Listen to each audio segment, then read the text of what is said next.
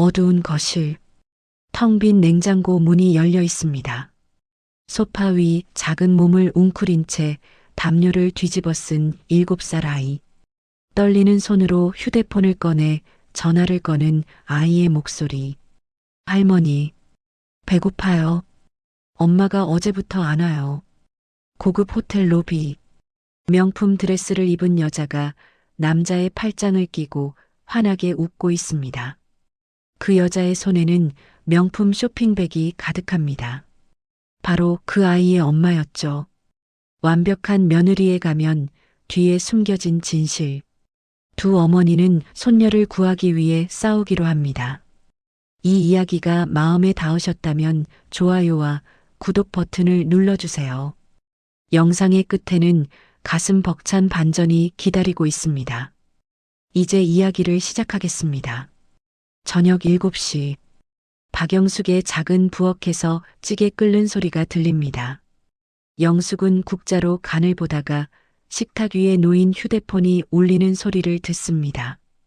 화면에 뜨는 이름 손녀지우. 영숙은 미소를 지으며 전화를 받습니다. 우리 지우. 할머니한테 전화하다니. 무슨 일이야? 수화기 너머로 들려오는 건 작고 떨리는 목소리였습니다. 할머니, 배고파요. 엄마가 어제부터 안 와요. 영숙의 손에서 국자가 떨어집니다. 뜨거운 국물이 바닥에 튀었지만 영숙은 신경 쓰지 않았습니다. 뭐라고? 엄마가 없다고? 지우야, 집에 혼자 있어? 네. 냉장고에 아무것도 없어요. 할머니, 배고파요. 영숙은 전화를 끊자마자 가스불을 끄고 외투를 집어듭니다. 현관문을 박차고 나가는 영숙의 얼굴에는 불안과 분노가 뒤섞여 있었습니다.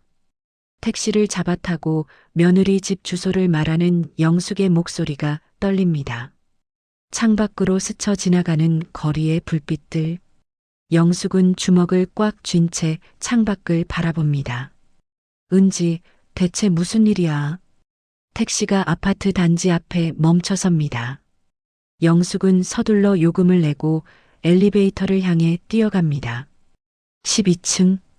초인종을 누르지만 아무 대답이 없습니다. 영숙은 손잡이를 돌려봅니다. 문이 열립니다. 잠기지 않은 현관문. 영숙의 가슴이 철렁 내려앉습니다.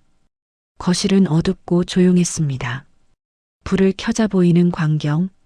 식탁 위에는 며칠 전 그릇들이 그대로 놓여 있었고 바닥에는 아이의 신발이 아무렇게나 벗겨져 있었습니다. 영숙은 냉장고 문을 엽니다. 텅 비어 있습니다. 생수 한 병, 그것뿐이었죠.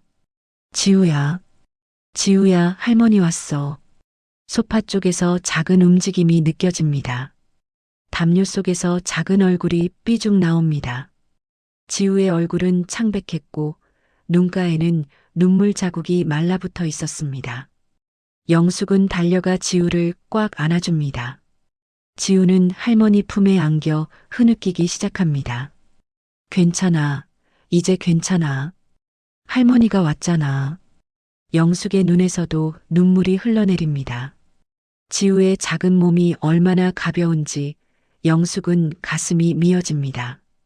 영숙은 지우를 안은 채 식탁 위에 놓인 지우의 휴대폰을 집어듭니다.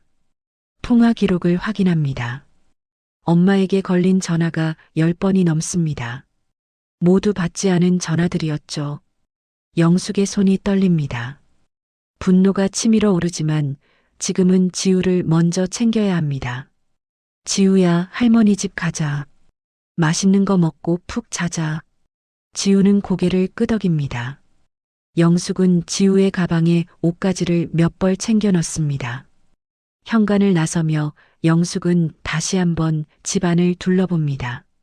며느리가 살던 흔적은 없었습니다. 마치 오래전부터 비어있던 집 같았죠. 영숙은 문을 닫고 지우의 손을 꼭 잡습니다.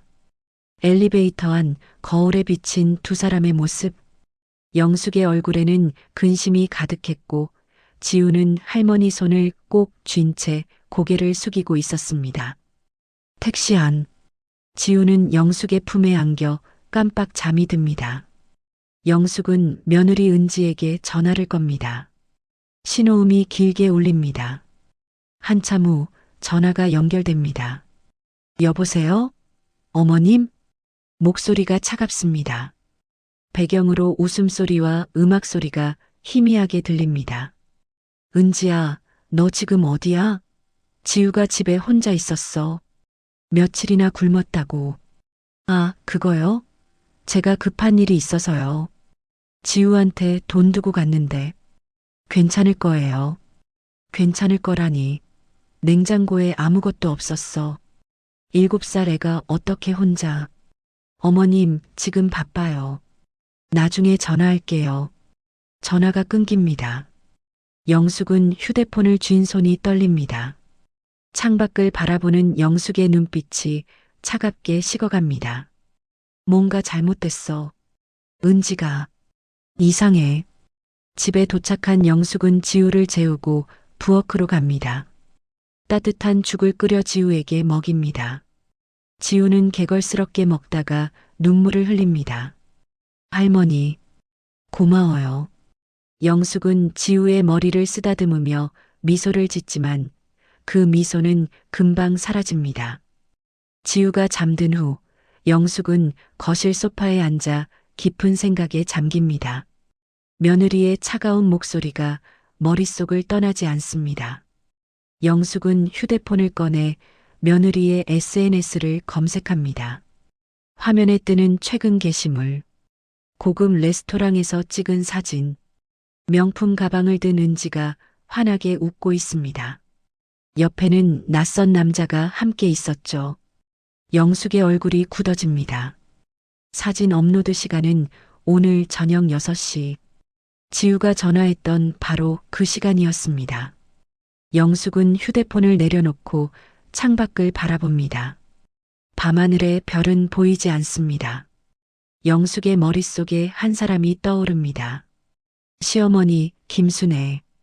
은지가 요양원에 모셨다는 그 사람. 영숙은 결심합니다. 내일 시어머니를 찾아가야겠다고. 다음 날 아침, 영숙은 지우에게 아침을 먹이고 이웃집 아주머니에게 잠시 봐달라고 부탁합니다. 오늘 꼭 가봐야 할 때가 있어서요. 영숙은 외출 준비를 하며 거울을 봅니다. 하룻밤 사이 더 깊어진 주름이 보입니다. 영숙은 한숨을 쉬며 현관문을 나섭니다. 버스 안. 영숙은 휴대폰으로 검색한 요양원 주소를 계속 확인합니다. 푸른 소나무 요양원. 은지가 시어머니를 모셨다는 곳이었죠. 창밖으로 도시 풍경이 점점 외곽으로 바뀌어 갑니다. 1시간쯤 지나 영숙은 요양원 앞에 도착합니다. 3층짜리 건물, 깔끔해 보이지만 어딘지 모르게 쓸쓸한 느낌입니다. 영숙은 입구로 들어갑니다. 상담실 직원이 미소를 지으며 맞이합니다. 어르신 면회 오셨어요? 네, 김순애 어르신 뵈러 왔습니다. 직원이 컴퓨터를 확인하더니 고개를 갸우뚱합니다. 가족분이신가요? 보호자 동의가 필요한데요. 제가 사돈입니다. 며느리 친정어머니예요. 직원은 난처한 표정을 짓습니다. 원칙상 보호자 연락을 먼저 해야. 영숙은 단호하게 말을 자릅니다. 급한 일입니다. 제발 좀 만나게 해주세요. 영숙의 절박한 눈빛에 직원은 잠시 망설이다가 고개를 끄덕입니다. 알겠습니다. 3층 305호입니다.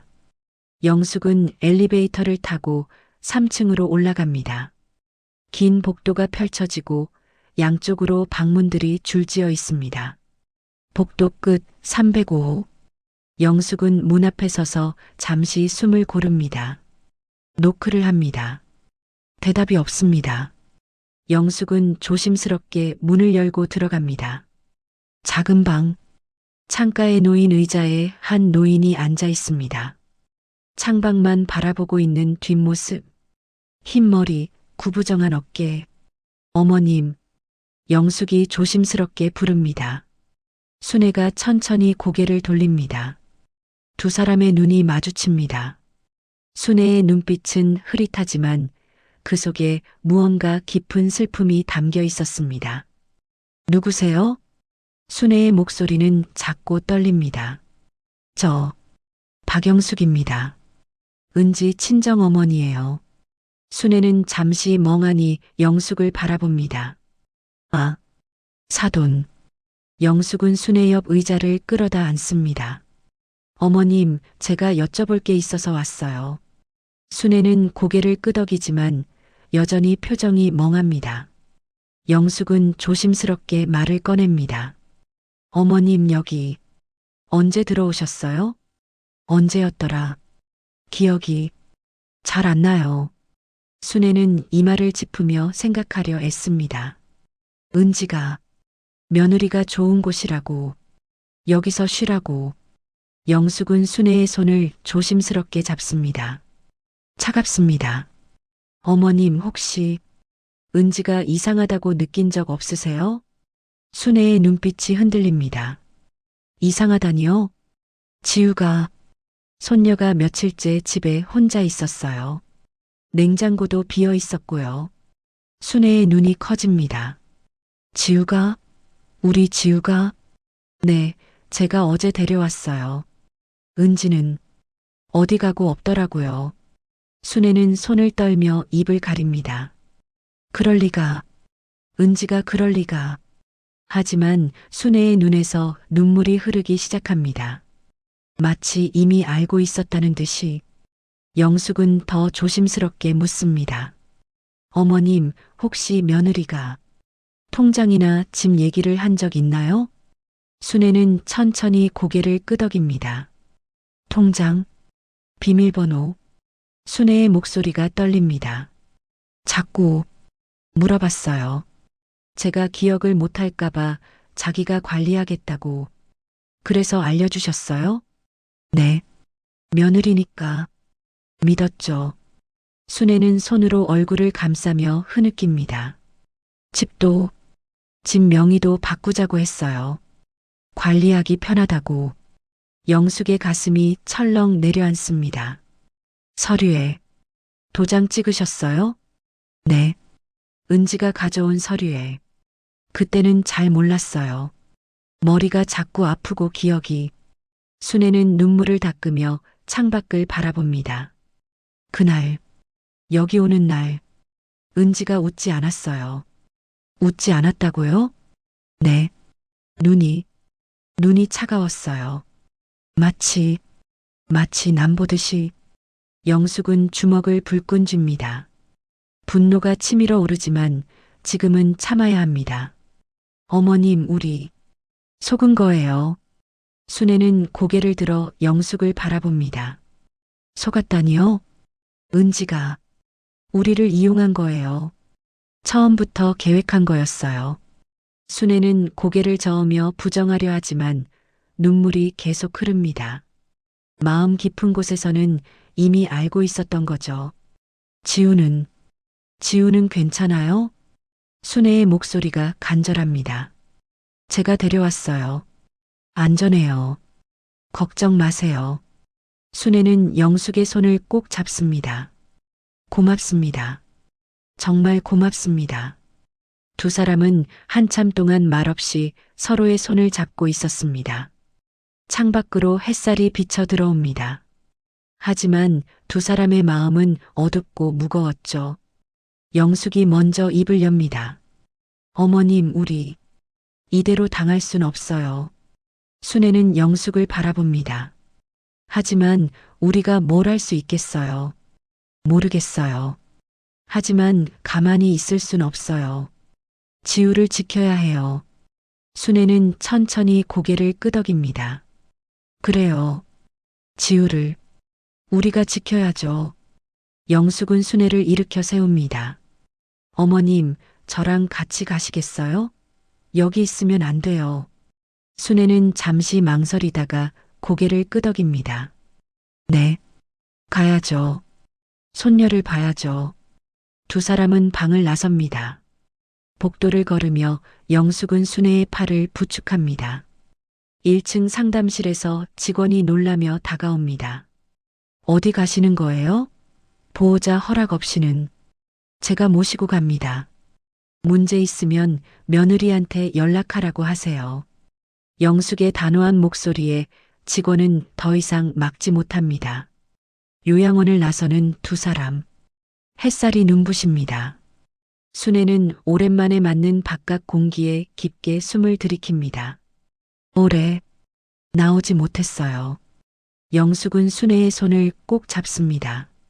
이제 괜찮아요. 우리 함께 싸워봐요. 버스 정류장으로 걸어가는 두 사람. 영숙의 휴대폰이 울립니다. 은지입니다. 영숙은 전화를 받습니다. 어머님, 시어머니를 요양원에서 데려가셨다고요? 목소리가 날카롭습니다. 그래, 데려왔어. 여기서 내가 모실 거야. 무슨 권한으로요? 법적으로 보호자는 저예요. 법? 내가 법을 말해? 지우를 굶긴 사람이. 전화기 너머로 차가운 웃음소리가 들립니다. 증거 있어요? 지우한테 돈 두고 갔다고요. 제 말만 믿으시는 거 아니에요? 영숙은 이를 악뭅니다. 은지야, 너 대체 왜 이러는 거야? 왜긴요. 제 인생 살려고요. 두 분 다 이제 지우 못 봐요. 법적 조치 취할 거니까. 전화가 끊깁니다. 영숙은 휴대폰을 쥔 손이 떨립니다. 순애가 걱정스럽게 묻습니다. 무슨 일이에요? 은지가 우리를 고소하겠대요. 순애는 한숨을 쉽니다. 우린 어떻게 해야 하죠?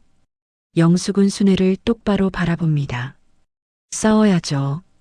끝까지. 두 사람은 버스를 타고 영숙의 집으로 향합니다. 버스 창밖으로 도시 풍경이 스쳐 지나갑니다. 영숙과 순애는 나란히 앉아 창밖을 바라봅니다. 처음 만난 두 사람. 하지만 지금은 같은 마음입니다. 손녀를 지켜야 한다는 것. 그것만은 확실했습니다. 영숙의 집. 현관문이 열리고 영숙과 순애가 들어섭니다. 거실에서 놀고 있던 지우가 고개를 돌립니다. 할머니. 지우의 얼굴이 환해집니다. 그리고 순애를 보자 눈이 커집니다. 할머니? 할머니도 왔어요? 지우는 달려와 순애를 껴안습니다. 순애는 손녀를 꼭 안으며 눈물을 흘립니다. 지우야. 우리 지우. 할머니, 보고 싶었어요. 왜 전화 안 받으셨어요? 순애는 아무 말도 하지 못하고 지우의 머리만 쓰다듬습니다. 영숙은 부엌으로 가서 물을 따라옵니다. 어머님, 여기 앉으세요. 물 드세요. 순애는 소파에 앉아 물을 마십니다. 지우는 두 할머니 사이에 앉아 환하게 웃습니다. 할머니들이 함께 있으니까 좋아요. 영숙은 지우의 머리를 쓰다듬으며 미소를 짓습니다. 하지만 그 미소 뒤에는 걱정이 가득합니다. 지우야, 할머니들이 잠깐 얘기 좀 해야 하니까 방에서 놀고 있을래? 네. 지우는 방으로 들어가고 두 사람은 마주 앉습니다. 잠시 침묵이 흐릅니다. 영숙이 먼저 입을 엽니다. 어머님, 우리 은지에 대해 아는 게 너무 없어요. 그러게요. 며느리인데도.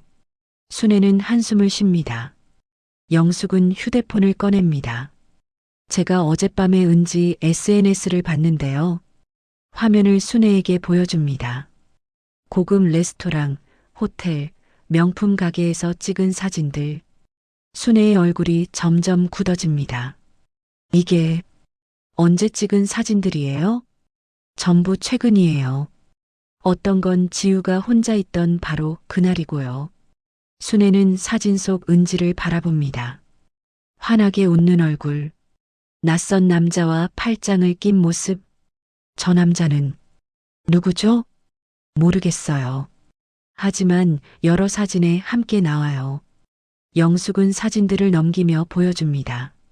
순애는 사진을 보다가 뭔가를 발견합니다. 잠깐만요. 저 가방. 순애가 화면을 확대합니다. 은지가 들고 있는 명품 가방.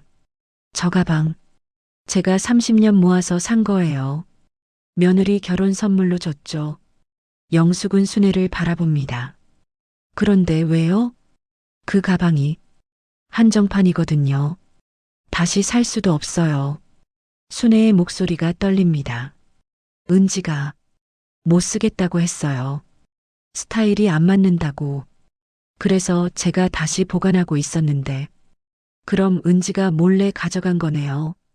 순애는 고개를 끄덕입니다. 제 방에 보관하고 있었는데 언젠가 없어졌어요. 그때 은지한테 물어봤더니 모른다고. 영숙은 사진을 다시 확인합니다. 이 사진 날짜가 어머님이 요양원 들어가신 다음 날이네요. 두 사람은 서로를 바라봅니다. 진실이 점점 드러나고 있었습니다. 영숙은 더 많은 사진들을 보여줍니다. 어머님, 이것도 보세요. 사진 속 은지는 고급 호텔 로비에서 찍은 것입니다. 배경에 보이는 안내판, 그랜드 호텔 스위트룸. 영숙은 사진을 확대합니다. 이 호텔, 하루에 몇십만 원씩 하는 곳이에요. 며느리가 그런 돈이 어디 있어요? 순애의 목소리가 떨립니다. 영숙은 순애의 손을 잡습니다. 어머님 통장에 돈이 얼마나 있었어요? 순애는 잠시 생각합니다. 한 8천만 원쯤 있었어요. 평생 모은 돈이었죠. 집값은요? 집은 서울 외곽이지만 2억 정도 했을 거예요. 영숙은 계산을 해봅니다. 그럼 거의 3억 가까이 되는 재산이네요. 순애는 고개를 끄덕입니다. 아들한테, 손녀한테 물려주려고 모은 돈이었는데. 영숙은 휴대폰을 내려놓습니다. 어머님, 우리 은지를 미행해 봐야 할 것 같아요. 미행이요? 네. 증거가 필요해요. 은지가 뭘 하는지, 누구를 만나는지 확인해야 해요. 순애는 잠시 망설입니다. 하지만 우리가 그럴 수 있을까요? 해야죠. 지우를 위해서라도. 그때 영숙의 휴대폰이 울립니다. 모르는 번호입니다. 영숙이 전화를 받습니다. 여보세요? 박영숙 씨 맞으시죠? 저는 푸른 소나무 요양원 원장입니다. 영숙의 표정이 굳어집니다. 네, 맞습니다. 김순애 어르신을 무단으로 데려가신 건데요. 보호자인 이은지 씨가 경찰에 신고하겠다고 하십니다. 신고요? 네, 지금 당장 어르신을 돌려보내지 않으면 법적 조치를 취하겠다고요. 영숙은 순애를 바라봅니다. 순애도 긴장한 표정입니다. 원장님, 제가 직접 가서 설명드리겠습니다. 빨리 처리해 주세요. 저희도 난처합니다. 전화가 끊깁니다. 영숙은 한숨을 쉽니다. 은지가 벌써 움직이네요. 순애는 불안한 표정으로 묻습니다. 저 다시 돌아가야 하나요? 아니에요. 절대 안 돼요. 영숙은 단호하게 말합니다. 우리한테 시간이 없어요. 빨리 증거를 찾아야 해요. 순애는 고개를 끄덕입니다. 두 사람은 계획을 세우기 시작합니다. 영숙은 노트를 꺼내 적기 시작합니다. 1. 은지의 SNS 사진 속 위치 확인. 2. 은지 미행. 3. 남자친구 신원 파악. 4. 통장 거래 내역 확인. 순애가 조심스럽게 말합니다. 통장 거래 내역은 제가 은행 가면 볼 수 있을 것 같아요. 좋아요. 내일 같이 가봐요. 영숙은 다시 휴대폰으로 은지의 SNS를 확인합니다. 최근 게시물을 보니 위치 태그가 찍혀 있습니다. 그랜드 호텔. 영숙은 메모에 적습니다. 어머님, 우리 내일 여기 가봐요. 순애는 화면을 보고 고개를 끄덕입니다. 그래요. 가봐야죠. 지우가 방에서 나옵니다. 할머니들, 배고파요. 영숙은 환한 미소를 지으며 일어섭니다. 그래, 할머니가 저녁 해줄게. 부엌으로 향하는 영숙. 순애는 지우를 무릎에 앉히고 꼭 안아줍니다. 지우는 할머니 품에 안겨 행복한 표정입니다. 순애는 손녀를 안으며 다짐합니다. 이 아이만큼은 꼭 지켜야 해. 저녁 식사. 세 사람이 식탁에 둘러앉습니다. 지우는 맛있게 밥을 먹으며 웃습니다. 할머니들이랑 먹으니까 더 맛있어요. 영숙과 순애는 서로를 바라보며 미소를 짓습니다. 하지만 두 사람의 마음속에는 같은 생각이 있었습니다. 내일부터 싸움이 시작된다. 밤, 지우가 잠든 후 두 사람은 거실에 앉아 계속 이야기를 나눕니다. 어머님 혹시 은지가 결혼하기 전에 뭐 하던 사람인지 아세요? 순애는 고개를 젓습니다. 잘 몰라요. 아들이 소개팅으로 만났다고만 했고, 가족은요? 부모님은? 부모님은 일찍 돌아가셨다고 들었어요. 혼자 살았대요. 영숙은 뭔가 이상하다는 느낌을 받습니다. 혼자서 어떻게 살았을까요? 직업은 뭐였대요? 회사 다녔다고 했는데 정확히는 몰라요. 영숙은 메모에 적습니다. 은지 과거 조사 필요. 두 사람은 늦은 밤까지 이야기를 나눕니다. 창밖으로 달빛이 비쳐 들어옵니다. 영숙은 순애를 바라봅니다. 어머님, 우리 할 수 있을까요?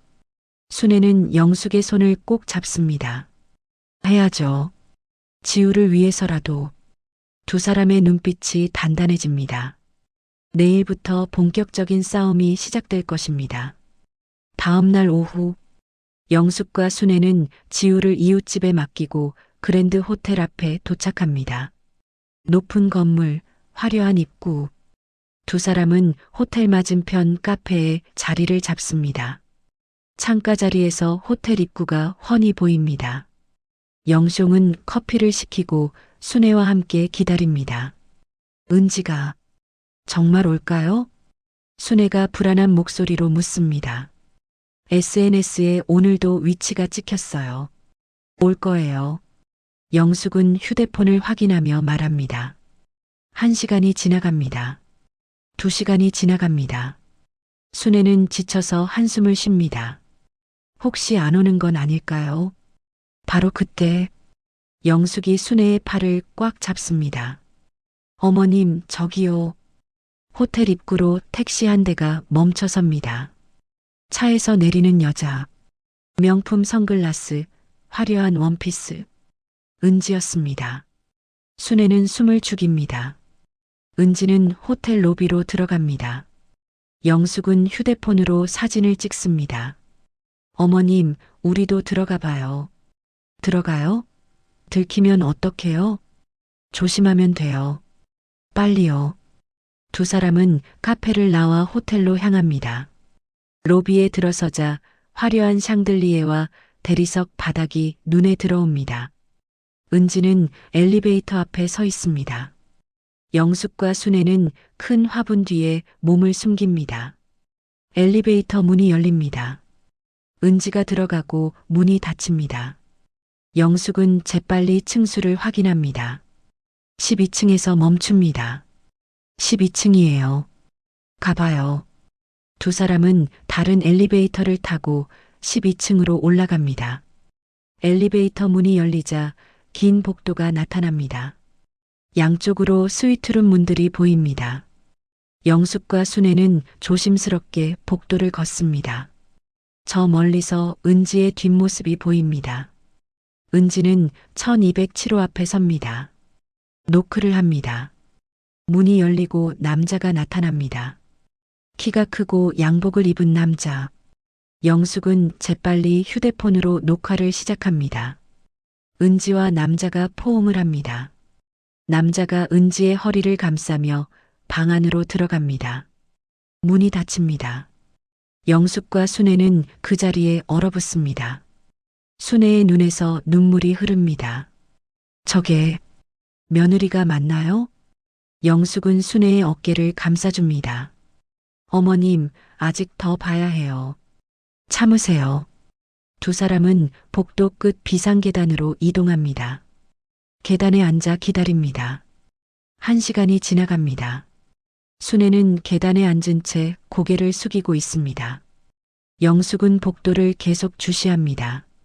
드디어 1207호 문이 열립니다. 은지와 남자가 함께 나옵니다. 두 사람은 웃으며 엘리베이터로 향합니다. 영숙과 순애는 재빨리 뒤를 따라갑니다. 엘리베이터가 1층으로 내려갑니다. 영숙과 순애는 계단으로 급히 내려갑니다. 1층 로비에 도착했을 때 은지와 남자는 라운지로 들어가고 있었습니다. 두 사람은 다시 화분 뒤에 숨어 지켜봅니다. 라운지에서 은지와 남자는 소파에 앉습니다. 웨이터가 샴페인을 가져옵니다. 두 사람은 잔을 부딪히며 웃습니다. 남자가 은지에게 작은 상자를 건넵니다. 은지가 상자를 열자 귀걸이가 나옵니다. 반짝이는 다이아몬드 귀걸이. 은지는 기뻐하며 남자의 뺨에 입맞춤을 합니다. 순애는 더 이상 참지 못하고 일어서려 합니다. 영숙이 재빨리 순애를 붙잡습니다. 어머님, 안 돼요. 아직은요. 하지만 저걸 보고 어떻게 참아요. 순애의 목소리가 떨립니다. 영숙은 휴대폰으로 계속 사진을 찍습니다. 은지와 남자는 1시간 정도 더 라운지에 앉아 있다가 일어납니다. 호텔 밖으로 나갑니다. 남자가 발레 파킹으로 차를 가져오게 합니다. 고급 외제차가 도착합니다. 은지는 조수석에 타고 차는 출발합니다. 영숙은 차 번호판을 재빨리 메모합니다. 차가 사라지자 영숙과 순애는 호텔 밖으로 나옵니다. 순애는 그 자리에 주저앉습니다. 어떻게 저럴 수가 있어요. 영숙은 순애를 일으켜 세웁니다. 어머님, 이제 증거가 생겼어요. 이걸로 싸울 수 있어요. 하지만 법적으로 법 얘기는 변호사한테 물어봐요.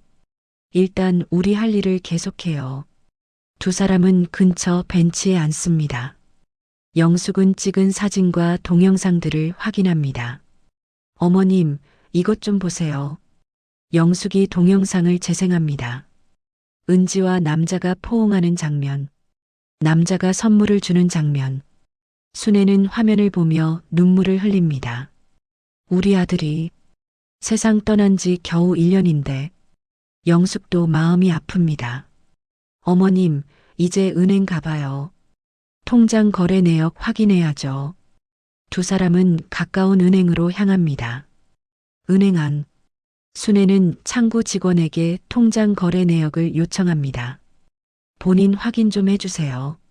순애는 신분증을 내밉니다. 직원이 확인하고 컴퓨터를 조작합니다. 어떤 기간 거래 내역을 원하세요? 최근 1년이요. 잠시 후 프린터에서 용지가 나옵니다. 직원이 건네주고 순애는 그것을 받아듭니다. 영숙과 함께 내역을 확인합니다. 두 사람의 얼굴이 점점 굳어집니다. 6개월 전부터 큰 금액이 계속 출금되고 있었습니다.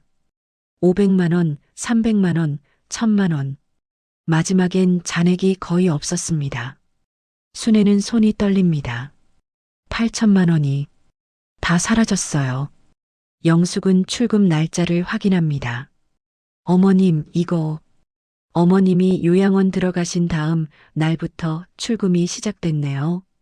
순애는 눈물을 흘립니다. 제가 도장 찍은 날. 영숙은 직원에게 묻습니다. 이 출금들 어떻게 된 건가요? 본인 명의로 출금됐는데요. 본인이요? 그럼 어머님이 직접? 아니면 대리인이 위임장 가지고 오셨거나요? 영숙과 순애는 서로를 바라봅니다. 위임장, 그것도 은지가 만들어놨겠네요. 두 사람은 은행을 나옵니다. 순애는 벤치에 앉아 고개를 떨굽니다. 평생 모은 돈을. 영숙은 순애의 어깨를 감싸줍니다. 어머님, 울지 마세요. 우리 꼭 되찾을 거예요. 어떻게요? 이미 다 써버렸을 텐데. 그래도 시도는 해봐야죠. 영숙은 휴대폰을 꺼냅니다. 어머님, 변호사 찾아봐요. 법적으로 싸워야 해요. 순애는 고개를 끄덕입니다. 영숙은 검색을 시작합니다. 가족 사기 변호사. 여러 법무법인이 나타납니다. 영숙은 그 중 하나를 선택해 전화를 겁니다. 여보세요. 상담 예약하고 싶은데요.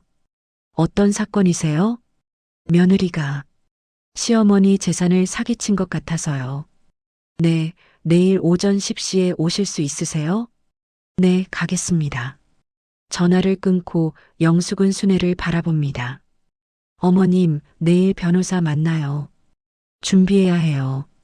순애는 고개를 끄덕입니다. 그래요. 이대로 당할 순 없어요. 두 사람은 집으로 돌아갑니다. 지우를 데리러 이웃집에 들립니다. 지우는 두 할머니를 보고 환하게 웃습니다.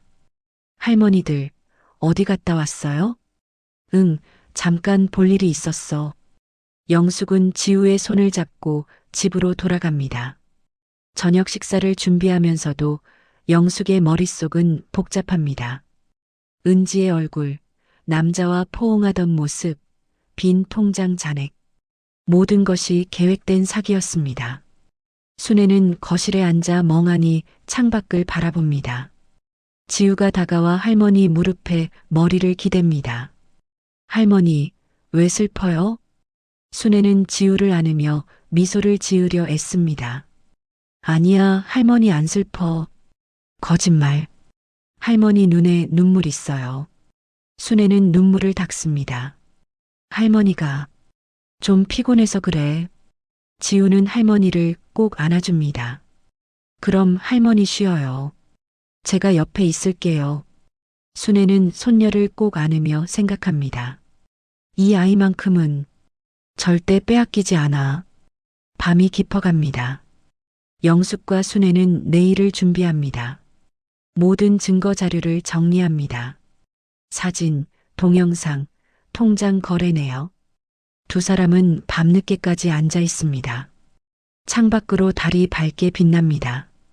긴 싸움이 시작되려 하고 있습니다. 다음 날 오전, 법무법인 정의 사무실. 영숙과 순애는 최 변호사 앞에 앉아 있습니다. 최 변호사는 50대 중반, 카랑카랑한 목소리와 날카로운 눈빛을 가진 사람입니다. 책상 위에는 두 사람이 가져온 자료들이 펼쳐져 있습니다.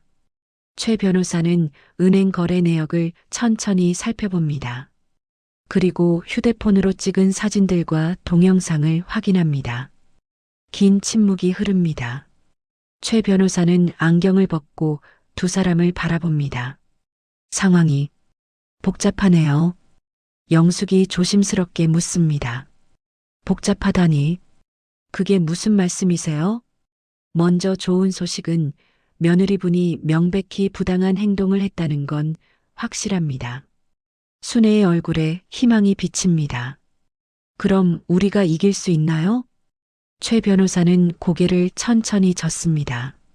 문제는 법적 증명입니다. 변호사는 서류를 다시 펼칩니다. 김순애 어르신, 이 위임장과 명예 이전 동의서 직접 서명하셨죠? 순애는 고개를 끄덕입니다. 네, 하지만 그때 제가 정신이 온전하지 않았어요. 약을 먹었는지 그걸 증명할 수 있나요? 의료 기록이나 증인이 있습니까? 순애는 말문이 막힙니다. 그건 없어요. 최 변호사는 한숨을 쉽니다. 법원에서는 서명이 있는 서류를 유효한 것으로 봅니다. 본인이 강압에 의해 서명했다는 걸 입증해야 하는데 영숙이 끼어듭니다. 하지만 치매 초기 진단서는 있어요. 그걸로 안 되나요? 치매 초기는 법적 판단 능력이 완전히 없다고 보기 어렵습니다. 최 변호사는 다른 서류를 집어듭니다. 그리고 이진명의 이전 서류도 공증까지 받았네요. 순애의 얼굴이 창백해집니다. 공증이요? 네, 며느리분이 상당히 치밀하게 준비했어요. 법적으로 문제없는 절차를 다 밟았습니다. 영숙은 주먹을 불끈 쥡니다. 그럼 저 사진들은요? 남자랑 호텔에서 만난 거요. 그건 부정행위의 증거는 될 수 있지만 재산 사기와 직접적 연관을 증명하기는 어렵습니다. 최 변호사는 동영상을 다시 재생합니다. 은지와 남자가 포옹하는 장면. 이건 도덕적으로는 문제지만 법적으로 재산을 부당하게 취득했다는 증거는 아닙니다. 순애는 의자에 힘없이 기댑니다. 그럼 우린 아무것도 할 수 없다는 건가요? 최 변호사는 잠시 생각하다가 말합니다. 한 가지 방법이 있긴 합니다. 영숙이 몸을 앞으로 숙입니다. 뭔가요? 뭐든 하겠어요. 결정적인 증거를 찾아야 합니다. 며느리가 직접 사기를 인정하는 증언이나 녹음이 있다면. 녹음이요? 네, 며느리와 직접 대화를 나누면서 진실을 캐내는 겁니다. 순애가 불안한 표정으로 묻습니다. 하지만 은지는 우리를 만나려고도 하지 않을 텐데요. 최 변호사는 고개를 끄덕입니다. 그래서 제3자가 필요합니다. 며느리와 가까운 사람이요. 영숙이 무언가 떠오른 듯 말합니다. 남자, 저 남자를 이용할 수 있지 않을까요? 남자요? 네, 호텔에서 만난 그 남자. 그 사람도 은지한테 속고 있을 수도 있잖아요. 최 변호사는 잠시 생각합니다. 그럴 수도 있겠네요. 하지만 그 남자가 협조할지는 미지수입니다. 영숙은 휴대폰을 꺼냅니다. 차 번호는 찍어뒀어요. 이걸로 신원을 알아낼 수 있나요? 최 변호사는 번호를 확인합니다. 제가 알아보겠습니다. 며칠 시간을 주세요. 영숙과 순애는 고개를 끄덕입니다. 그럼 손녀는요? 양육권 문제는 어떻게 되나요? 최 변호사는 심각한 표정을 짓습니다. 이것도 문제입니다. 법적으로 친권자는 어머니인 며느리분이거든요. 하지만 아이를 방치했잖아요. 그걸 증명해야 합니다. 아동학대 신고를 하고 아이의 진술을 받고 증거를 모아야 해요. 순애가 떨리는 목소리로 묻습니다. 그럼 지우를 빼앗길 수도 있다는 건가요? 며느리분이 법적으로 양육권을 주장하면 현 상황에서는 불리합니다. 영숙은 고개를 떨거니다. 모든 게 무너지는 것 같습니다. 최 변호사는 두 사람을 위로하듯 말합니다. 하지만 포기하시면 안 됩니다. 아직 방법은 있어요. 어떤 방법이요? 며느리분과 직접 대면하는 겁니다. 협상을 시도해 보는 거죠. 영숙이 고개를 젓습니다. 은지는 우리 말을 들으려고도 하지 않을 거예요. 그래도 시도는 해봐야 합니다. 제가 중재자로 나서겠습니다. 순애는 잠시 생각하다가 고개를 끄덕입니다. 해봐요. 뭐라도 해야죠. 최 변호사는 수첩을 꺼냅니다. 며느리분 연락처 알려주세요. 제가 연락해 보겠습니다. 영숙이 은지의 번호를 알려줍니다. 상담이 끝나고 두 사람은 사무실을 나섭니다. 엘리베이터 안. 순애는 벽에 기대선 채 눈을 감습니다. 우리 질 것 같아요. 영숙은 순애의 손을 잡습니다. 아직 포기하면 안 돼요. 변호사님 말대로 방법을 찾아봐요.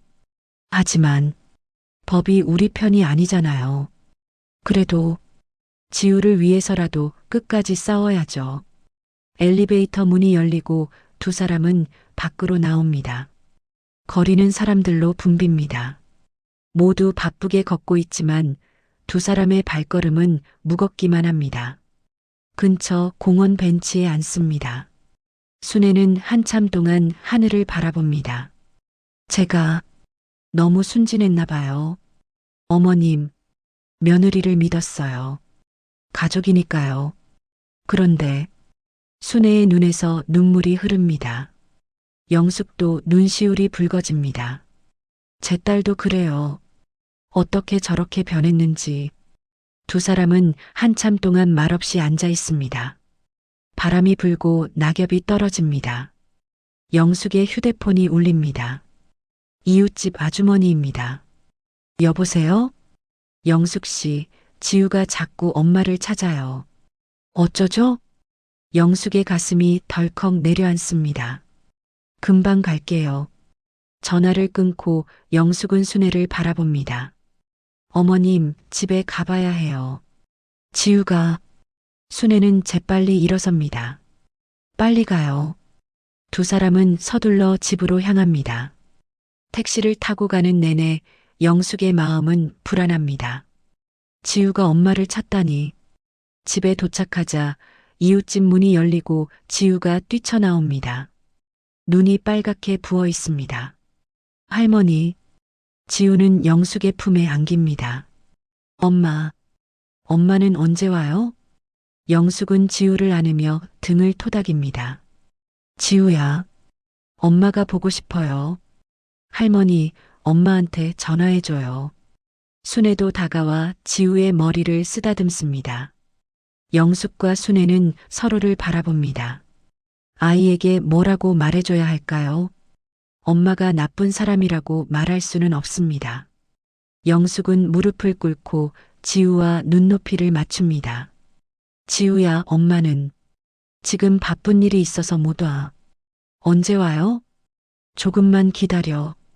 할머니가 연락해 볼게. 지우는 고개를 끄덕이지만 여전히 눈물을 흘립니다. 영숙은 지우를 집으로 데려갑니다. 거실에 앉은 세 사람. 지우는 두 할머니 사이에 앉아 인형을 안고 있습니다. 영숙은 휴대폰을 꺼냅니다. 은지에게 문자를 보냅니다. 지우가 너를 찾는다. 한 번만이라도 아이를 만나줘. 답장이 옵니다. 지우 만나려면 시어머니 돌려보내세요. 법적으로 제가 보호자예요. 영숙은 이를 악뭅니다. 순애가 휴대폰 화면을 보고 한숨을 쉽니다. 지우를 볼모로 잡네요. 영숙은 답장을 보냅니다. 우리 얘기 좀 하자. 만날 수 있니? 무슨 얘기요? 변호사 통해서 하세요. 제발 한 번만. 지우를 위해서라도. 한참 후 답장이 옵니다. 내일 오후 2시. 시청 앞 카페로 오세요. 혼자 오세요. 영숙은 순애를 바라봅니다. 어머님, 내일 제가 은지를 만나보겠어요. 혼자요? 위험하지 않을까요? 괜찮아요. 공공장소니까요. 순애는 불안한 표정이지만 고개를 끄덕입니다. 조심하세요. 은지가 뭘 할지 모르니까요. 밤이 깊어갑니다. 지우는 할머니들 사이에 누워 잠이 듭니다. 영숙과 순애는 거실에 앉아 내일을 준비합니다. 어머님, 내일 제가 녹음기를 가져갈게요. 변호사님이 말씀하신 그거요? 네, 은지가 실수로라도 진실을 말하면. 순애는 고개를 끄덕입니다. 조심하세요. 은지는 우리가 알던 그 사람이 아니에요. 영숙은 창밖을 바라봅니다. 내일이면 모든 게 달라질 수도 있습니다. 아니면 더 나빠질 수도 있겠죠. 하지만 시도는 해봐야 합니다. 지우를 위해서라도. 다음 날 오후 2시 시청 앞 카페. 영숙은 창가 자리에 앉아 은지를 기다립니다. 가방 속에는 작은 녹음기가 켜져 있습니다. 손이 떨립니다. 커피를 한 모금 마시지만 목으로 넘어가지 않습니다. 5분이 지나고 10분이 지나갑니다. 영숙은 시계를 계속 확인합니다. 카페 문이 열립니다. 은지가 들어옵니다. 명품 선글라스에 하이힐, 화려한 옷차림입니다. 영숙과는 너무나 대조적인 모습이죠. 은지는 선글라스를 벗고 영숙 앞에 앉습니다. 미소 하나 없는 차가운 얼굴입니다. 무슨 일이세요? 영숙은 침착하게 말하려 애씁니다. 은지야, 우리 얘기 좀 하자. 얘기요? 무슨 얘기를 더 해요? 은지는 웨이터를 부르고 아메리카노를 주문합니다. 영숙은 은지를 바라봅니다. 지우가 너를 찾는다. 그래서요? 그래서라니. 넌 엄마잖아. 아이가 울면서 찾는데 은지는 차갑게 웃습니다. 어머님이 데려가셨잖아요. 제가 뭘 어떻게 하라고요? 데려간 게 아니라 구한 거야. 넌 아이를 며칠이나 혼자 뒀잖아.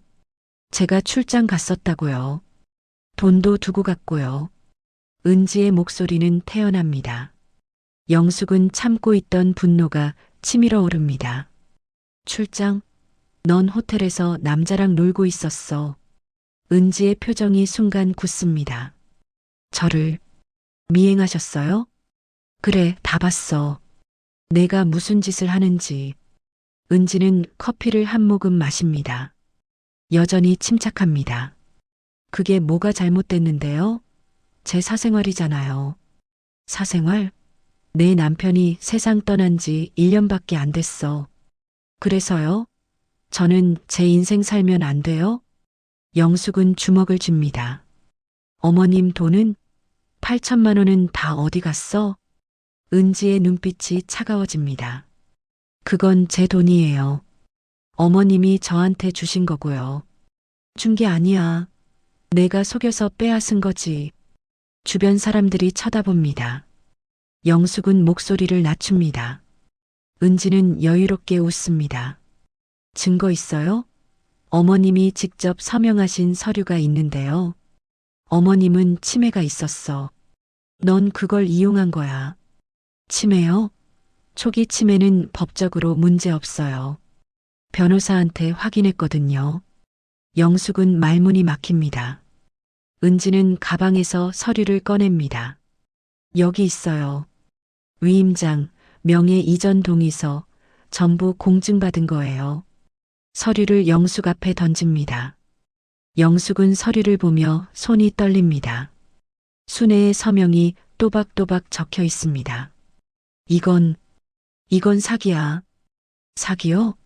법적으로 완벽한 절차예요. 은지는 선글라스를 다시 낍니다. 영숙은 마지막 남은 용기를 짜냅니다. 은지야, 제발. 지우만이라도 생각해라. 그 아이는 내 딸이야.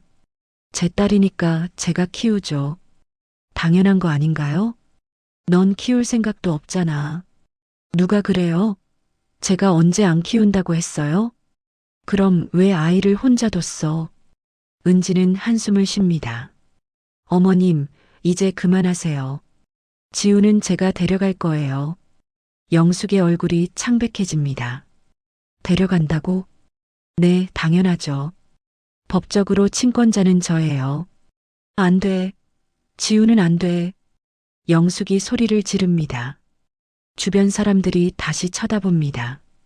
은지는 자리에서 일어섭니다. 다음 주까지 시어머니를 요양원으로 돌려보내세요. 안 그러면 법적 조치 취할 거예요. 은지야. 그리고 지우도 제가 데려갈 거예요. 방해하시면 경찰 부를 거고요. 은지는 가방을 들고 카페를 나갑니다. 영숙은 그 자리에 멍하니 앉아 있습니다. 손이 떨립니다. 커피잔을 들었다가 놓습니다. 눈물이 흐릅니다. 한참 후 영숙은 휴대폰을 꺼냅니다. 순애에게 전화를 겁니다. 어머님, 어떻게 됐어요? 영숙은 대답하지 못합니다. 안 됐어요. 은지가 목이 메어 말이 나오지 않습니다. 제가 지금 갈게요. 어디세요? 시청 앞 카페요. 기다리세요. 금방 갈게요. 전화가 끊기고 영숙은 창밖을 바라봅니다. 거리를 지나가는 사람들 모두 행복해 보입니다.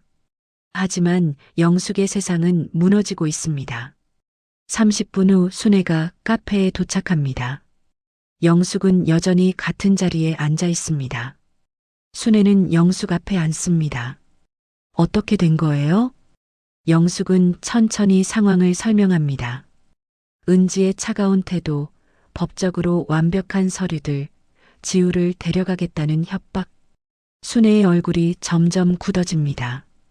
그럼 우린 정말 방법이 없는 건가요? 녹음은 했어요.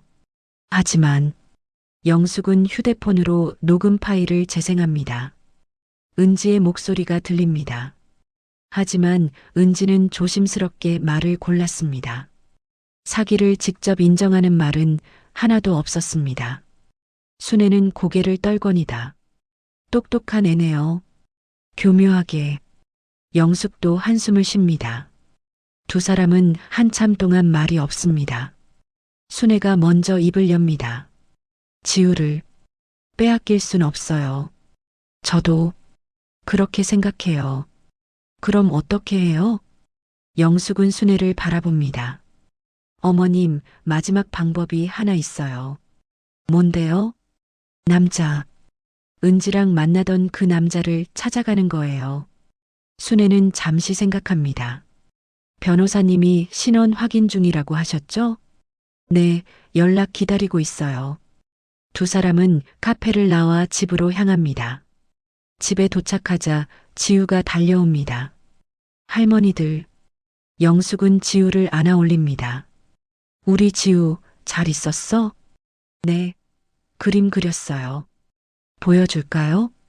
그래, 보여줘. 지우는 방으로 뛰어가 그림을 가져옵니다. 크레파스로 그린 그림. 두 할머니와 지우가 손을 잡고 있는 그림입니다. 할머니들이랑 제가 함께 있는 거예요. 영숙과 순애는 그림을 보며 눈시울이 뜨거워집니다. 예쁘다, 우리 지우. 지우는 환하게 웃습니다. 영숙은 지우를 꼭 안습니다. 이 아이만큼은 절대 빼앗기지 않아. 저녁 식사 후 지우를 재운 두 사람은 거실에 앉습니다. 영숙의 휴대폰이 울립니다. 최 변호사입니다. 여보세요, 변호사님. 영숙 씨, 차 주인 신원 확인했습니다. 영숙은 긴장합니다. 누구예요? 강태수라는 사람입니다.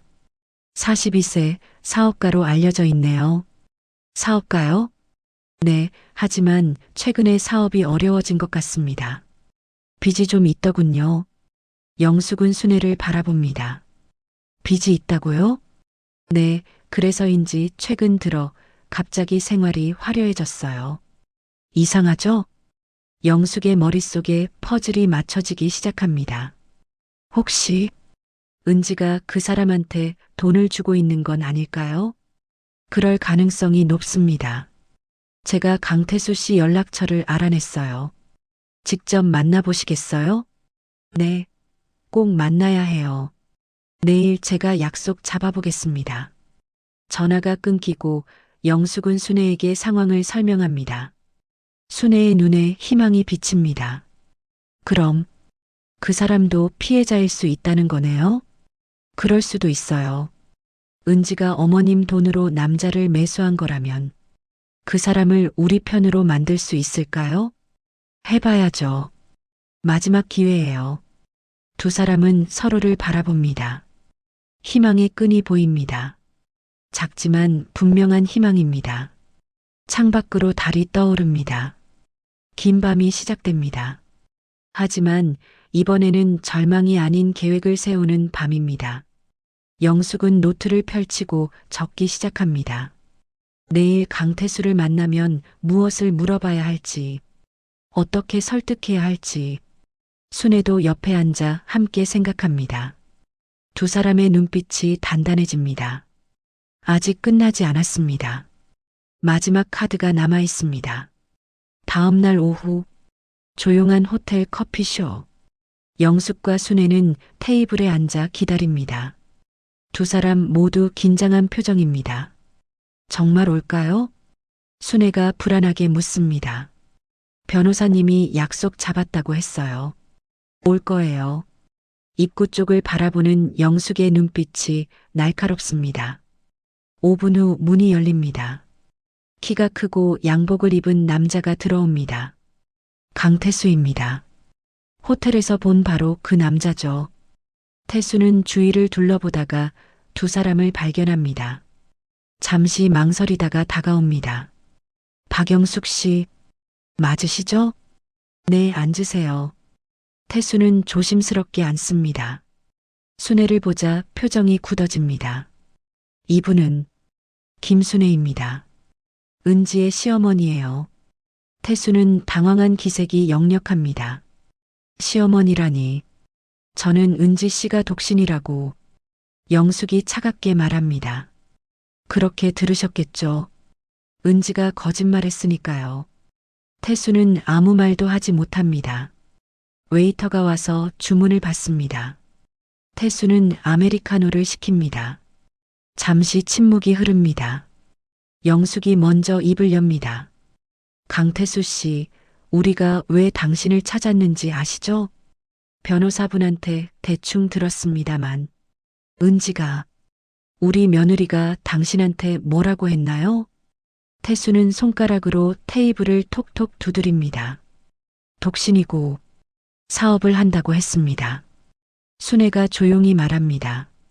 우리 아들, 은지 남편은 1년 전에 교통사고로 세상을 떠났어요.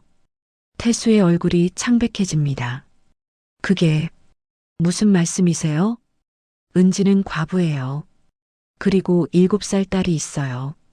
태수는 의자에 등을 기댑니다. 아이까지 있다고요? 영숙은 휴대폰을 꺼내 지우 사진을 보여줍니다. 이 아이가 은지 딸이에요. 손녀 지우예요. 태수는 사진을 보고 고개를 떨거니다. 저는 정말 몰랐습니다. 은지가 당신한테 돈을 줬죠? 태수는 대답하지 않습니다. 하지만 침묵이 답입니다. 영숙은 계속 말합니다. 명품, 호텔, 여행. 전부 은지가 낸 거 맞죠? 태수는 천천히 고개를 끄덕입니다. 제가 사업이 어려웠습니다. 빚도 있었고요. 그래서 은지를 만났고요. 은지 씨가 도와주겠다고 했습니다. 처음엔 거절했는데 태수는 말을 잇지 못합니다. 순애가 조용히 묻습니다. 그 돈이 어디서 나온 돈인지 알아요? 태수는 고개를 젓습니다. 제 돈이에요. 순애의 목소리가 떨립니다. 제가 평생 모은 돈 8천만 원. 은지가 속여서 빼앗아간 거예요. 태수는 얼굴을 두 손으로 감쌉니다. 죄송합니다. 정말 몰랐습니다. 영숙은 가방에서 서류들을 꺼냅니다. 은행 거래 내역, 명예 이전 서류. 이걸 보세요. 은지가 치매 걸린 시어머니를 속여서 재산을 빼앗았어요. 태수는 서류들을 보며 얼굴이 점점 굳어집니다. 이건 사기잖아요. 맞아요. 그리고 당신도 공범이 될 수 있어요. 태수는 고개를 번쩍 듭니다. 저는 정말 몰랐어요. 은지 씨가 그냥 돈이 많다고만. 영숙은 태수의 눈을 똑바로 바라봅니다. 우리도 알아요. 당신도 피해자라는 거요. 그럼, 하지만 지금이라도 바로잡을 수 있어요. 순애가 간절히 말합니다. 우리를 도와주세요. 손녀를, 지우를 지켜야 해요. 태수는 두 사람을 번갈아 봅니다. 제가 뭘 할 수 있죠? 영숙은 몸을 앞으로 숙입니다. 은지한테서 진실을 끌어내야 해요. 녹음이 필요해요. 녹음이요? 네, 은지가 사기를 인정하는 말을 녹음해야 해요. 태수는 잠시 생각합니다. 하지만 은지가 쉽게 말할까요? 당신이라면 가능해요. 은지는 당신을 믿으니까요. 태수는 창밖을 바라봅니다. 한참 침묵이 흐릅니다. 순애가 떨리는 목소리로 말합니다. 제발 도와주세요. 손녀가 엄마한테 방치되고 있어요. 태수는 순애를 바라봅니다. 순애의 눈에는 눈물이 가득합니다. 태수는 깊은 한숨을 쉽니다. 은지 씨가 정말 아이를 방치했나요? 영숙이 대답합니다. 며칠이나 혼자 뒀어요. 냉장고도 비어 있었고요. 그런데도 호텔에서 저랑 태수는 주먹을 줍니다. 제가 얼마나 바보 같았는지. 영숙은 태수의 손을 가볍게 두드립니다. 지금이라도 늦지 않았어요. 태수는 고개를 끄덕입니다. 도와드리겠습니다. 뭘 하면 되죠? 영숙은 작은 녹음기를 꺼냅니다. 이걸 가지고 은지를 만나세요. 그리고요. 자연스럽게 대화하면서 재산 얘기를 꺼내세요. 시어머니 돈을 어떻게 빼냈는지, 집은 어떻게 됐는지. 태수는 녹음기를 받아듭니다. 알겠습니다. 해보겠습니다. 순애가 고맙다는 듯 고개를 숙입니다. 정말 고맙습니다. 태수는 쓴웃음을 짓습니다. 제가 고마울 게 뭐 있어요. 저도 이용당한 거잖아요. 영숙이 말합니다. 언제 은지를 만날 수 있어요? 오늘 저녁에 약속이 있어요. 그럼 오늘? 네, 해보겠습니다. 태수는 자리에서 일어납니다. 연락드릴게요. 태수가 커피숍을 나갑니다. 영숙과 순애는 그 모습을 지켜봅니다. 순애가 걱정스럽게 말합니다. 정말 믿을 수 있을까요? 믿을 수밖에 없어요. 지금은 그 사람이 유일한 희망이에요. 두 사람은 커피숍을 나와 집으로 향합니다. 집에 도착하자 지우가 그림을 그리고 있습니다. 할머니들 오셨어요? 응, 우리 지우. 뭐 그려? 할머니들이랑 엄마랑 함께 있는 거요. 영숙과 순애는 그림을 봅니다. 세 사람이 손을 잡고 웃고 있는 그림입니다. 하지만 엄마 얼굴은 아직 다 그리지 않았습니다. 엄마 얼굴은 왜 안 그렸어? 기억이 잘 안 나요. 오래 못 봤거든요. 지우의 목소리가 작아집니다. 영숙은 가슴이 찢어집니다. 순애는 지우를 안아줍니다. 곧 그릴 수 있을 거야. 조금만 기다려. 저녁 식사 후 영숙과 순애는 거실에 앉아 태수의 연락을 기다립니다. 시간이 느리게 흘러갑니다. 8시, 9시, 10시. 연락이 없습니다. 순애는 불안해합니다. 뭔가 잘못된 건 아닐까요? 조금만 더 기다려봐요. 밤 11시. 영숙의 휴대폰이 울립니다. 태수입니다. 여보세요. 영숙 씨. 녹음 성공했습니다. 영숙은 순애를 바라보며 엄지를 치켜듭니다. 정말요? 뭐라고 했어요? 은지가 전부 계획한 거였대요. 시어머니 치매 이용해서 재산 빼앗고 집도 팔 계획이었대요. 그걸 직접 말했어요? 네, 제가 슬쩍 돈 얘기를 꺼냈더니 자랑하듯이 말하더라고요. 영숙의 눈에서 눈물이 흐릅니다. 고맙습니다. 정말 고맙습니다. 내일 변호사 사무실로 파일 보내드릴게요. 네, 꼭 부탁드려요. 전화가 끊기고 영숙은 순애를 껴안습니다. 어머님, 해냈어요. 증거가 생겼어요. 순애도 눈물을 흘립니다. 정말요?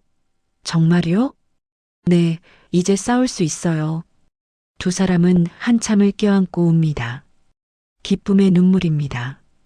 희망의 눈물입니다. 창밖으로 달빛이 밝게 비춥니다. 긴 싸움의 끝이 보이기 시작합니다. 지우의 방에서 작은 코 고는 소리가 들립니다. 평화롭게 잠든 아이. 영숙과 순애는 서로를 바라보며 미소 짓습니다. 어머님, 우리 이겼어요. 아직 끝난 건 아니지만. 하지만 이제 기회가 생겼어요. 지우를 지킬 수 있어요. 순애는 고개를 끄덕입니다. 두 사람은 손을 꼭 잡습니다. 처음 만났을 때 서먹했던 두 사람. 하지만 이제는 진짜 가족입니다. 같은 마음으로 손녀를 지키는 두 어머니입니다. 밤이 깊어갑니다. 하지만 두 사람의 마음은 밝습니다. 내일이면 모든 게 바뀔 것입니다. 마침내 정의가 실현될 것입니다. 2주 후 법원함. 영숙과 순애는 나란히 서 있습니다. 두 사람 모두 단정한 옷을 입었습니다. 순애는 영숙의 손을 꼭 잡습니다. 떨려요. 저도요. 하지만 우리가 이길 거예요. 최 변호사가 다가옵니다. 준비되셨죠? 들어가시죠. 세 사람은 법정으로 들어갑니다. 법정 안. 은지가 이미 앉아 있습니다. 은지 옆에는 그녀의 변호사가 있습니다. 은지는 영숙과 순애를 보고 차갑게 웃습니다. 여전히 자신만만한 표정입니다.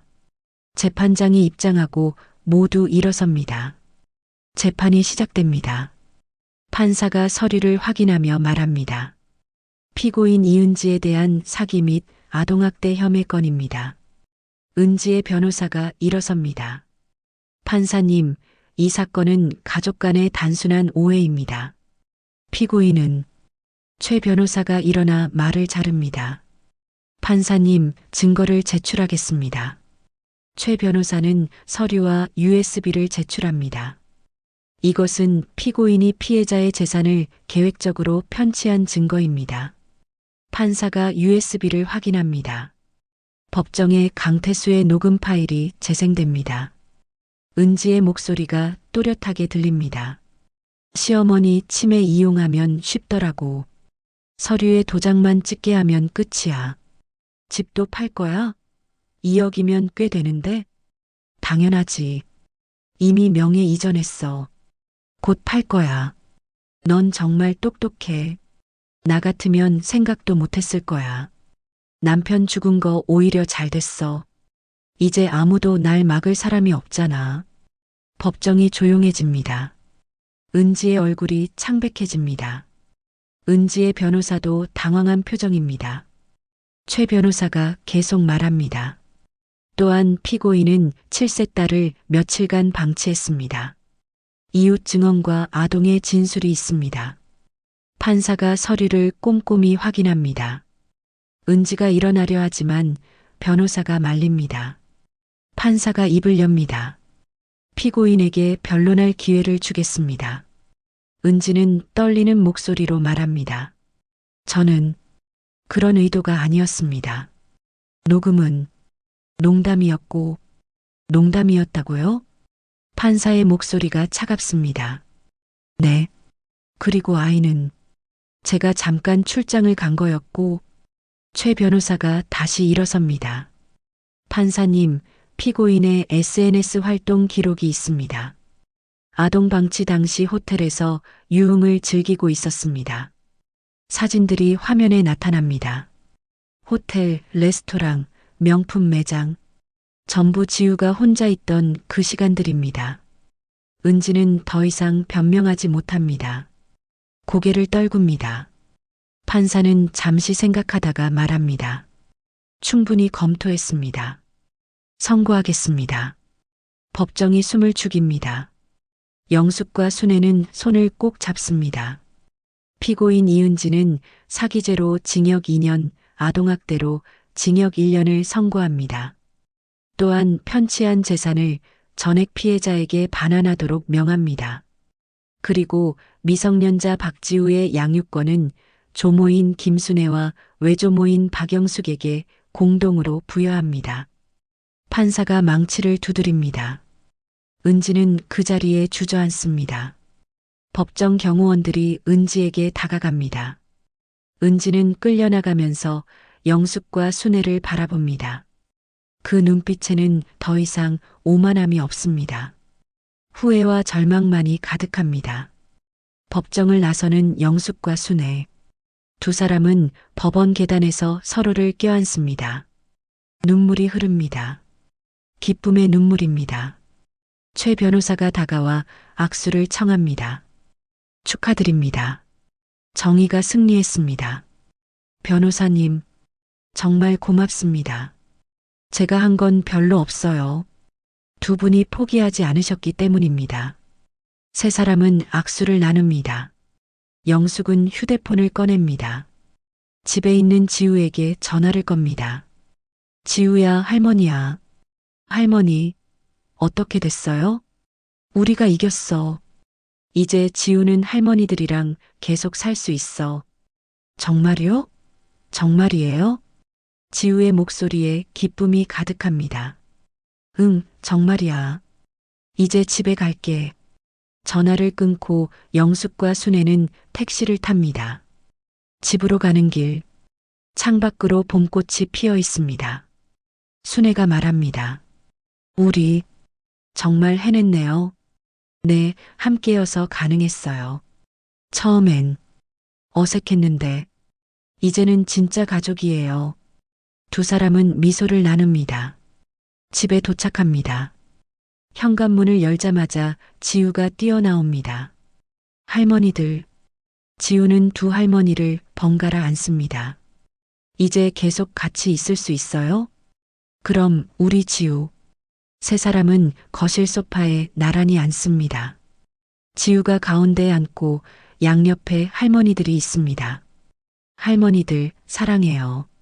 우리도 사랑해, 지우야. 영숙은 부엌으로 가서 저녁 준비를 시작합니다. 순애는 지우와 함께 그림을 그립니다. 평범한 일상입니다. 하지만 이제는 불안하지 않은 일상입니다. 저녁 식사 시간. 세 사람이 식탁에 둘러앉습니다. 따뜻한 국물이 김을 내뿜고 반찬들이 정갈하게 놓여 있습니다. 잘 먹겠습니다. 지우가 환하게 웃으며 밥을 먹습니다. 영숙과 순애도 미소를 지으며 밥을 뜹니다. 식사 후 세 사람은 거실에서 TV를 봅니다. 지우는 두 할머니 사이에 앉아 행복한 표정입니다. 밤이 깊어갑니다. 지우를 재우고 영숙과 순애는 베란다로 나옵니다. 밤하늘에 별이 반짝입니다. 순애가 말합니다. 앞으로 어떻게 될까요? 우리 셋이서 잘 살면 돼요. 서로 의지하면서요. 제 재산도 돌려받았으니 지우 교육도 시키고, 네, 지우가 행복하게 자라는 게 제일 중요해요. 두 사람은 별을 바라봅니다. 오랜 싸움이 끝났습니다. 이제는 새로운 시작입니다. 영숙이 말합니다. 어머님, 고생 많으셨어요. 영숙 씨도요. 혼자였으면 포기했을 거예요. 우리 함께여서 다행이에요. 순애는 영숙의 손을 잡습니다. 이제 정말 가족이네요. 처음부터 가족이었어요. 다만 몰랐을 뿐이죠. 두 사람은 미소를 나눕니다. 베란다 문이 살짝 열리고 지우가 고개를 내밉니다. 할머니들, 저 잠이 안 와요. 그래, 할머니가 책 읽어줄까? 네. 세 사람은 지우 방으로 들어갑니다. 지우는 침대에 눕고 두 할머니가 양옆에 앉습니다. 영숙이 동화책을 펼칩니다. 옛날 옛적에 영숙의 목소리가 부드럽게 이야기를 들려줍니다. 지우는 두 할머니 사이에서 눈을 감습니다. 순애는 지우의 이마를 쓰다듬어 줍니다. 조금씩 지우의 숨소리가 고르게 바뀝니다. 잠이 든 것입니다. 영숙은 책을 덮고 두 사람은 조용히 방을 나옵니다. 거실로 돌아온 두 사람. 순애가 말합니다. 행복하네요. 네, 저도요. 이런 날이 올 줄은 몰랐어요. 힘든 시간이었지만 이제는 괜찮아요. 두 사람은 소파에 앉아 차를 마십니다. 창밖으로 달빛이 밝게 비춥니다. 영숙이 말합니다. 내일 지우 학교에 전학 수속해야 해요. 그래요. 가까운 학교로요. 그리고 지우 방도 다시 꾸며줘야죠. 좋은 생각이에요. 지우가 좋아할 거예요. 두 사람은 내일 할 일들을 이야기합니다. 평범한 일상의 계획들입니다. 하지만 그 평범함이 가장 소중합니다. 시계가 자정을 가리킵니다. 어머님, 이제 주무세요. 피곤하실 텐데. 영숙 씨도요. 두 사람은 각자 방으로 향합니다. 순애는 침대에 누워 천장을 바라봅니다. 긴 여정이었습니다. 절망도 있었고 두려움도 있었습니다. 하지만 포기하지 않았습니다. 그리고 이겼습니다. 순애는 미소를 지으며 눈을 감습니다. 영숙도 침대에 누웠습니다. 며느리에 대한 실망도 있었고 분노도 있었습니다. 하지만 이제는 지우만 생각합니다. 그 아이가 행복하면 그것으로 충분합니다. 영숙도 평화롭게 잠이 듭니다. 조용한 밤, 세 사람이 각자의 방에서 잠들어 있습니다. 평화로운 숨소리들. 창밖으로 별이 반짝입니다. 긴 싸움은 끝났습니다. 정의는 승리했습니다. 그리고 무엇보다 중요한 것. 한 아이가 사랑 속에서 자랄 수 있게 되었습니다. 혈연이 아니어도 진심은 통합니다. 두 어머니의 용기가 한 아이의 미래를 지켜냈습니다. 그리고 그들은 이제 진짜 가족입니다. 다음 날 아침, 햇살이 창문으로 쏟아져 들어옵니다. 지우가 제일 먼저 일어납니다. 두 할머니 방을 차례로 노크합니다. 할머니들, 일어나세요. 영숙과 순애가 방에서 나옵니다. 우리 지우, 벌써 일어났네? 네. 오늘 뭐 할 거예요? 영숙이 미소 지으며 말합니다. 오늘은 공원 갈까? 좋아요. 세 사람은 아침을 먹고 준비를 합니다. 손을 잡고 집을 나섭니다. 봄바람이 따뜻합니다. 공원으로 향하는 세 사람의 뒷모습. 큰 손 두 개가 작은 손 하나를 꼭 잡고 있습니다. 그들의 그림자가 길게 늘어집니다. 세 개의 그림자가 하나처럼 붙어 있습니다. 이제 그들의 새로운 이야기가 시작됩니다. 함께 만들어갈 행복한 이야기가. 두 어머니의 용기와 사랑이 한 아이를 지켜냈습니다. 혈연이 아니어도 진심은 통한다는 것을 보여준 이야기였습니다. 이 영상이 마음에 드셨다면 좋아요와 구독 부탁드립니다. 여러분의 이야기도 댓글로 들려주세요. 다음에도 감동적인 이야기로 찾아뵙겠습니다. 감사합니다.